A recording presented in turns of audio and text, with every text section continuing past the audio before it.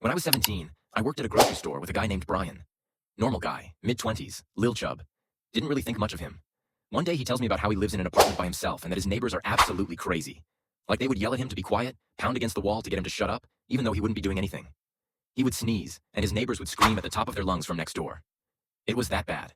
TBH, I didn't really care much when he was telling me this. I just wanted to go home and not work anymore. Couple days go by and I noticed that Brian wasn't showing up anymore. Whatever.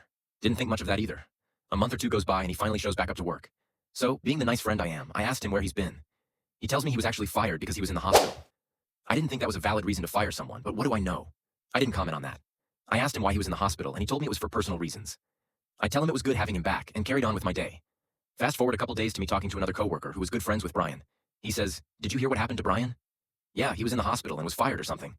"Do you know why though?" "No, he said it was personal." So this is what happened a couple months ago before Brian disappeared. He was at home by himself when his neighbors, surprise, start yelling at him through the walls for being too loud. Brian, telling himself, "I've had enough," decides to call the police and have them deal with it. The police arrived and started talking to the neighbors for quite some time. Hours go by with the police and neighbors. So he calls the police again to ask what's taking so long. The police respond with, "We left like an hour and a half ago." Turns out that the neighbors were never yelling at him. In fact, they were never there. Brian was schizophrenic and was hearing voices in his head. He had to go to a mental hospital for a month.